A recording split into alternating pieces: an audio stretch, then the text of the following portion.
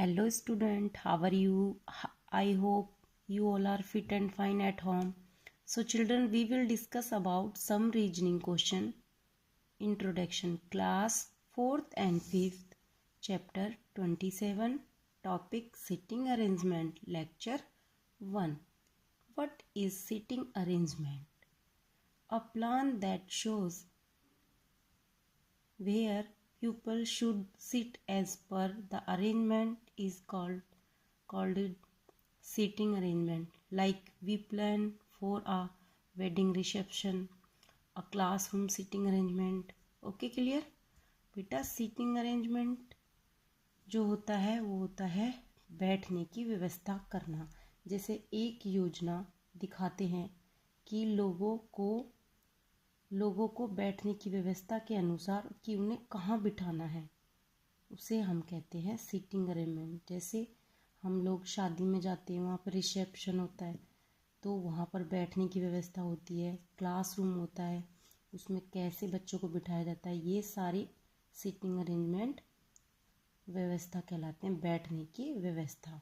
Okay, तो बेटा इस टॉपिक में क्या है देखिए, एक स्टेटमेंट दी गई है आपके सामने। उस स्टेटमेंट में पूछा गया है 6 friends are sitting in a circle and are facing the center of the circle. Deepa is between Prakash and Pankaj. Preeti is between Mukesh and Lalit. Prakash and Mukesh are opposite to each other. बेटा इस statement में जो पूछा गया है वो ये कह रहा है कि दीपा प्रकाश और पंकज के बीच में बैठी है, प्रीति मुकेश और ललित के बीच में बैठी है, लेकिन मुकेश प्रकाश के अपोजिट यानी आमने सामने बैठा है।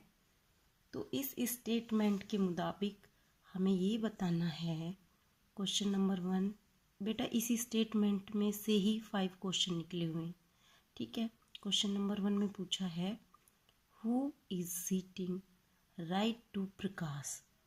ओके, इसमें पूछा है कि प्रकाश के राइट साइड में कौन बैठा है। तो बेटा प्रकाश के राइट साइड में कौन बैठा है, देखो प्रकाश के राइट साइड में बैठा है ललित। ओके, तो हमारा option D is the correct answer. Lalit is sitting right to Prakash. Clear बेटा, सबको समझ आया? क्वेश्चन नंबर 2, क्वेश्चन नंबर 2 में पूछा है who is just right to Prakash. Okay, sorry, who is just right to Pankaj. Question number 2 में पूछा है पंकज के राइट साइड में कौन बैठा है। तो बेटा देखिए पंकज के राइट साइड में दीपा बैठी है, so option A is the correct answer. Okay, Deepa is sitting just right to Pankaj. Clear? Question number 3 में पूछा है who are the neighbour of Mukesh. Question number 3 में पूछा पंकज के साइड में कौन बैठा है, प्रीति और पंकज मुकेश के साइड में बैठे हैं, so option C Preeti and Pankaj is the correct answer. ठीक है बेटा, Preeti and Pankaj are in neighbour of Mukesh.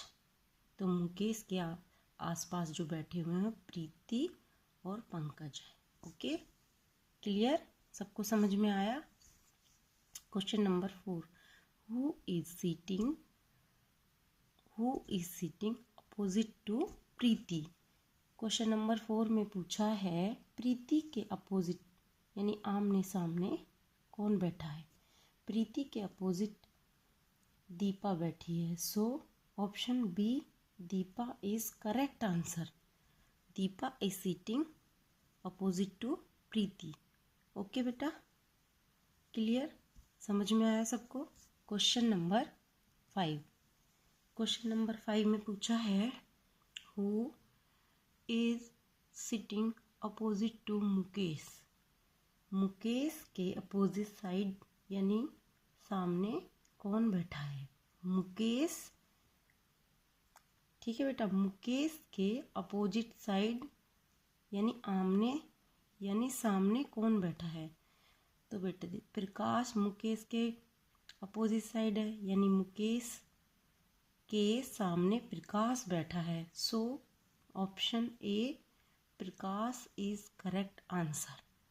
Prakash is sitting opposite to Mukesh. ठीक है, क्लियर बेटा, सबको समझ में आया? तो बेटा कल जो मैंने आपको ऑनलाइन में वो 5 क्वेश्चन दिए थे होमवर्क के लिए, वो यही 5 क्वेश्चन थे।